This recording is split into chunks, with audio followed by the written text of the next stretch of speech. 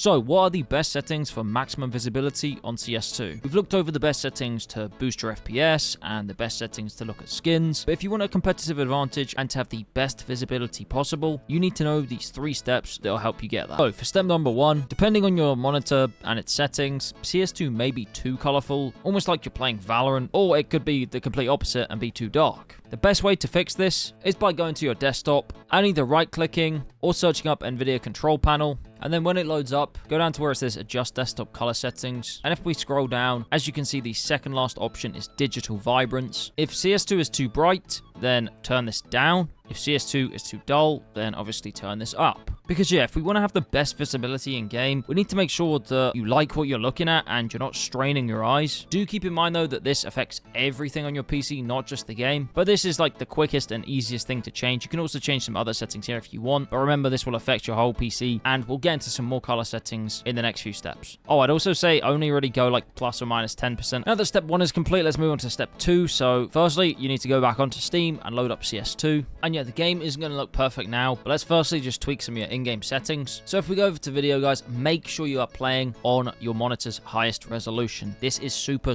important. I also would recommend playing 16:9 and the highest resolution possible, just so that your game is as crisp as possible. If not, if you're playing on like, let's say a 1080p monitor, which is what I think most people are playing on, and you want to play 4:3, make sure you're playing at least 1440 by 1080, because then you're not going to be stretching any pixels. I mean, of course you will be stretching from left to right, but you're not going to be stretching vertically, so the game will look that little bit more crisp. But I still just recommend, honestly, for CS2, if you can, hop back over to native, give it a try in whatever your highest resolution is, and that is one of the ways that can just help make your game look super crisp as it is, without any of the advanced tweaks that we'll get onto. Of course, guys, as I say in every video, play in full screen. Like, if you want to just like look at skins and stuff, sure. I mean, I do this. You can look in full screen window because it's just easier to be tabbing out. But when you're actually playing, if you want to play competitively, you need to be using full screen. And then, of course, yeah, use your monitor's highest refresh rate, and then click apply changes. So yeah, your screen will have just gone black, and then boom, this is saved. But let's get into the advanced video now. This is going to be a bit difficult if you don't have like a crazy good PC, but if you want the best visibility settings,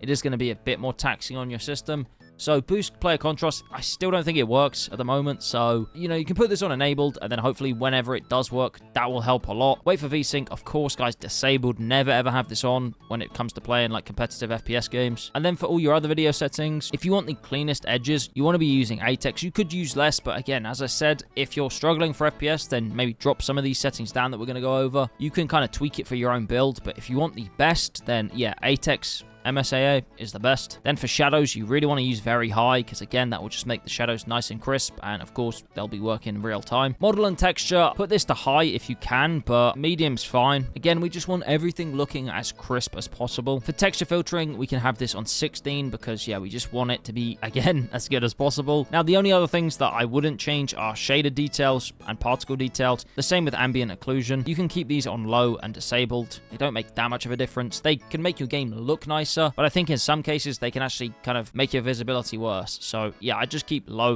and disabled. For high dynamic range, keep this on performance. And then please, guys, this is another one. If you're not using disabled for Fidelity FX Super Resolution, that is a massive reason why you can't see what you're doing in your game. So make sure to have this on disabled. As much as I understand why some people use these, like if you can, just please don't use it. Just use disabled. Your game will look so much sharper because of it. And then for low latency, I have this as enabled, but that won't affect like the look of your game. But yeah, that's it for step 2 and the in-game settings. Now, again, all we need to do is close down CS2. Now for step 3, what you want to do is right-click on CS2 in your Steam library and then go down to properties. And as you can see here, guys, you don't need the dash high, but I would include dash allow underscore third underscore party underscore software, just so that we can use the Nvidia filters to tweak the look of the game. And yeah, I'll show you guys a before and after of this. So yeah, as long as you've got this in and you've got an Nvidia graphics card, then we can get on to the next step now. So load up CS2. Now what we want to do is go to play and then go to where it says practice. Go to competitive and select a map like Mirage. Then swap it to infinite warm-up and then click go.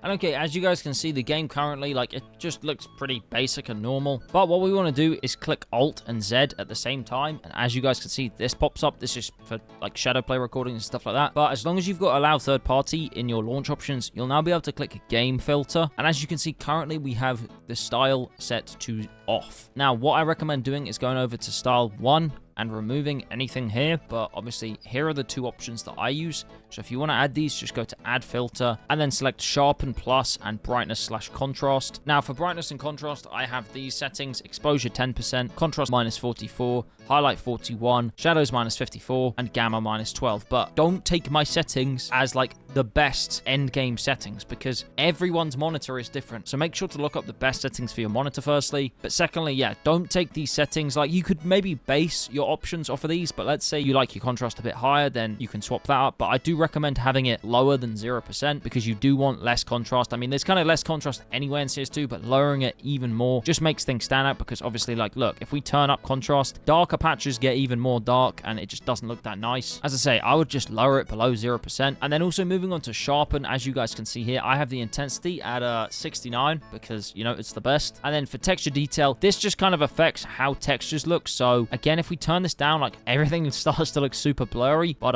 obviously if you turn it like all the way up, like, you guys might like this, but it makes the textures look super kind of like grainy. But yeah, I put this at around like 20-25% and I think it looks pretty nice. Now if we click Alt Z again, it will close out of these. But guys, look at how sharp and crisp the game looks. Like, it's actually crazy.